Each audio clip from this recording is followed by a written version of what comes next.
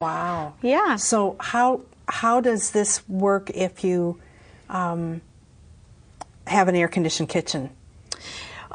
It's fine. It's just a little slower. Just takes, and so Yeah. you just go by flavor as to whether it's done or not? Yeah, I mean, usually it's in the range of 3 to 5 days, I think. Okay. So, Okay. that'll kind of keep there. I wouldn't keep it any longer until you've gotten really good at it and you really have an instinct Okay. for what you're making, and you've talked to people in the community Right, and right. learned from everybody. But Right. even in the winter you can ferment. Wow. It just takes Takes longer. a little longer. Okay. Yeah. And would it make it longer if your pieces were bigger or not? I think so. If your pieces were bigger, you probably would need a brine. Okay. Because if you had big pieces, you would have air, which could really ruin cause a the whole problem. thing. Right. Yeah. So you really need to chop it up relatively fine. And I've read too, if you're nervous at all about whether you have enough water in there, you can look up a recipe for a saltwater brine and just make a saltwater brine and add it to your Okay. fermentation. And you can ferment with cabbage, with cucumbers, all different things, and just look for some recipes, and there's a lot that's out there. That is really neat. Yeah. And this is so pretty because when we sat down at the table, I looked at it, and at first I thought it was bugs in there. I was being my 5-year-old grandson, and then I realized, wait a minute, that's caraway that's turned pink. Yeah. That is just really neat. So Yeah. I have learned a lot today about how to do fermentation. I grew up with sauerkraut, but not always good experiences with sauerkraut because my grandma wasn't very diligent about keeping the plate clean and having the water level up and things like that. And so when Stephanie suggested this, I'm going, I don't know. But, I think I'll probably try this when I get home tonight and see how it goes.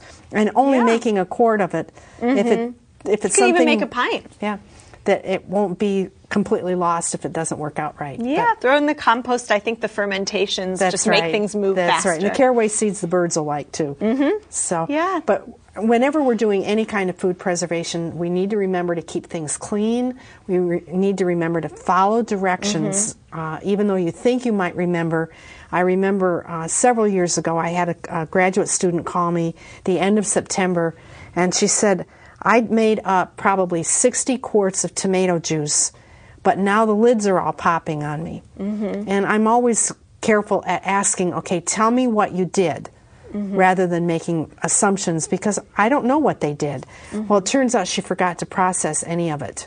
And so it was all spoiling. Oh. And I wanted to cry because here she had spent all that time as a graduate student trying to make something so that they could make their money and their food dollars stretch further, and I had to tell her to throw it out, and that made me hurt. I just absolutely. But if there's any sign of spoilage, no matter what kind of food preservation you're doing, whether it's sauerkraut, whether it's dehydrating, whether it's making jelly and there's mold on it, whether it's freezing and things look a little bit strange, or doing canning with the water bath or with the pressure canner, if it looks a little strange and you're not quite sure, when in doubt, throw it out.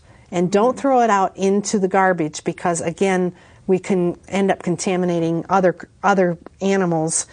Don't put it in your garbage disposal, because we don't know what bacteria is causing the science project that's occurring in your container.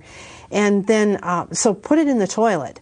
And being careful, particularly if it's got a lot of mold, fuzzy stuff on it. There are spores in that, so pour it away from yourself so you don't inhale those spores. And so there's a technique at getting rid of it without just pouring it down the drain. Right. And again, tasting it or cooking it till it's 220 degrees is not going to kill E. coli or any of the bacteria that would cause problems with food poisoning. And so that, again, it's much cheaper to throw it out than it is to have to go to the doctor, to the emergency room, to have your stomach pumped and possibly die in the process just because you weren't sure about a food item. If the jar is still sealed and you don't want to put it down the toilet, wrap it in newspaper, and then put it in the trash without breaking the jar. Oh, okay. Is another possibility. But I still prefer the toilet business because especially in Bloomington, we've got a municipal system that will take care of it, and we won't have to worry about it being passed through any kind of a system. But in a septic system, it could become a possibility of a problem. If the jars are open, always wear gloves. Even in commercial cans, dented cans or cans that have started to bulge or things that are rusty are not things that you should try to eat. You could heat them from now till doomsday, and it still wouldn't kill the bacteria and the dangerous things. And then once you have dumped out the stuff, then make sure you wash in very hot water your own hands, rinse out the can, but dump the rinse water back into the toilet because you still may have some bacteria and organisms in the can itself. And then cool and discard the container, the food, the lid, and your plastic gloves because, again, cross-contamination can happen. So we don't mean to scare anyone about doing food preservation because putting food by can be fun, it can be very economical, it can be very nutritious, and it can be a challenge. But we also don't want you to get into a situation because of doing things that weren't right to end up getting yourself sick or making other people sick. And so that we hope that you've gained some insights into these various forms of food preservation, gotten some Trivial Pursuit questions answered that you can stump your friends with who think they know it all.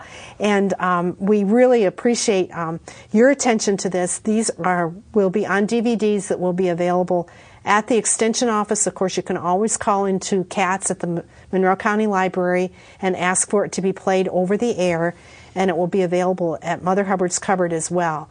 And so that way, if you have a particular one that you want to look at or to review, there will be many opportunities to do that throughout the year as our growing season begins, and our canning, freezing, dehydrating, and lactation, fermentation are all part of the way to put food by.